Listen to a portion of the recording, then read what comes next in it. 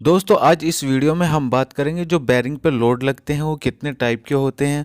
Number एक तो है यहाँ पे एक्सल लोड, नंबर दो है रेडियल लोड, नंबर तीन है कंबाइंड लोड, नंबर चार है इम्पैक्ट लोड, नंबर पाँच है स्टैटिक लोड। तो ये पांच तरह के लोड जो हैं हमारे बैरिंग पे लगते हैं, लेकिन उनमें जो सबसे कॉमन होते हैं जो बैरिंग में लगते ही लगते हैं वो एक्सल लोड, रेडियल लोड और कंबाइंड लोड। तो ये डिपेंड करता है कि मशीन या किसी शाफ्ट या किसी स्पिंडल पे ऑपरेशन किस टाइप का है, तो उसी टाइप से कौन सा लोड ज़्यादा लगेगा। दोस्तों अगर आप Redmi Note 13 5G फ़ोन खरीदना चाहते हैं तो इसका लिंक नीचे डिस्क्रिप्शन में है, तो आप उस लिंक के माध्यम से फ़ोन को बाय कर सकते हैं। दोस्तों इसमें आपको SBI के कार्ड से 1000 की छूट भी मिल जाएगी। तो दोस्तों वीडियो में ध्यान से देखें, यहाँ पे जो हम दिखा रहे हैं आपको, यहाँ पे ये एक्सल लोड हमारा शाफ्ट पे लग रहा है। तो एक्सल लोड हमारा कैसे लगेगा, तो हमारा दोनों तरीके से एक्सल लोड लग सकता है, वर्टिकल में भी और हॉरिजेंटल में भी। तो एक्सल लोड क्या होता है, जो शाफ्ट के समांतर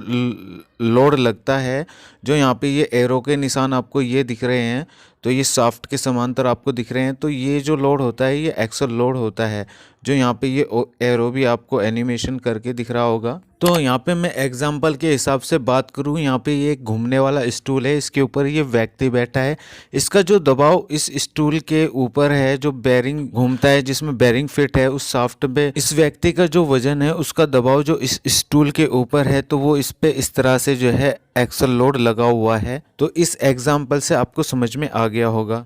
और अगर मैं बात करूं यहाँ पे जो है बैरिंग पे लोड का इम्पैक्ट किस तरह का होता है, तो यहाँ पे आप चित्र में देख सकते हैं कि जितनी भी सारी बॉल हैं तो सारी बॉल पे ये लोड अप्लाई होता है। तो अब बात कर लेते हैं रेडियल लोड की। दोस्तों जब शाफ्ट घूमती है और शाफ्ट के घूमते वक्त जो बैरिंग पे लोड आता है तो उसको हम रेडियल लोड बोलते हैं। और यहाँ पे अगर मैं बात करूँ रेडियल लोड के डिस्ट्रीब्यूशन की, तो यहाँ पे जो हमारी नीचे की जो तीन बॉल होती है, हमारा जो रेडियल लोड होता है वो इन्हीं तीन बॉलों पर अप्लाई होता है। तो उदाहरण के तौर पे आप देख सकते हैं यहाँ पे ये एक बेल्ट ड्राइव है, तो यहाँ पे दो पुली है और एक मोटर की पुली है।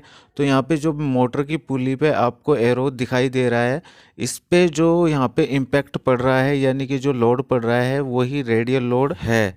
और यहाँ पे आप देख रहे होंगे कि ये मोटर पुल्ली पे जो बेल्ट हमारी टाइट है, तो जिस एरिया में ये टाइट हो रखी है, दबाव पड़ रहा है बेल्ट का, तो वहाँ पे जो हमारे बैरिंग की तीन बॉल हैं उन पे ज़्यादा इम्पैक्ट होगा। अब यहाँ पे बात कर लेते हैं हम कंबाइंड लोड की। तो दोस्तों यहाँ पे कंबाइंड लोड हमारा जो है, आपने अगर रेडियल लोड समझ लिया है और एक्सल लोड समझ लिया है, तो ये जो दोनों हमारे लोड होते हैं, इन दोनों लोड को मिलाकर जो लोड बनता है एक, वो कंबाइंड होता है। यानी दोनों का एक साथ लोड जो लगता है उसको हम कंबाइंड लोड बोलते हैं, जैसा कि यहाँ चित्र में आपको दिखाया गया है। अगर मैं एग्जांपल की बात करूँ तो ये जो कुर्सी पे बैठा हुआ व्यक्ति है, तो यहाँ पे क्या हो रहा है कि यहाँ पे दोनों लोड लग रहे हैं। यहाँ पे जो है रेडियल लोड भी लग रहा है और एक्सल लोड भी लग रहा है। एक्सल लोड इस व्यक्ति का इस स्टूल पे बैठने का है, रेडियल लोड इसको घुमाने का है।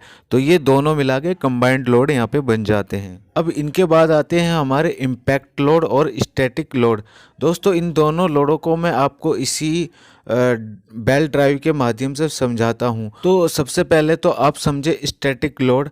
तो दोस्तों यहाँ पे ये जो बेल्ट ड्राइव है यानी कि मोटर और ये दो पुल्ली और बेल्ट, यहाँ पे अभी ये जो है बंद है, यानी कि ये कोई मूवमेंट यानी रोटेशन यहाँ पे नहीं हो रहा है। या फिर कह लें कि कोई मशीन अपनी जगह पर बंद खड़ी होती है, जो उस वक्त में उसके ऊपर लोड होता है उनकी एक्सिसों के ऊपर, तो वही हमारा जो है स्टैटिक लोड होता है। इम्पैक्ट लोड क्या होता है कि रुकी हुई मशीन एकदम से चालू हुई, यानी कि कोई बेल्ट ड्राइव है वो एकदम से चालू हुई, घूमी, तो उस वक्त पे जो अधिक लोड आता है, एकदम से जो लोड आता है उसको हम इम्पैक्ट लोड बोलते हैं। तो मेरा कहने का मतलब है स्टार्टिंग पॉइंट वाला जो लोड होता है वो इम्पैक्ट लोड होता है। तो सारे लोड मैंने आपको इस वीडियो में समझा दिए हैं। तो दोस्तों आपको वीडियो अच्छा लगा तो लाइक शेयर करें और कमेंट करें, चैनल को सब्सक्राइब जरूर करें।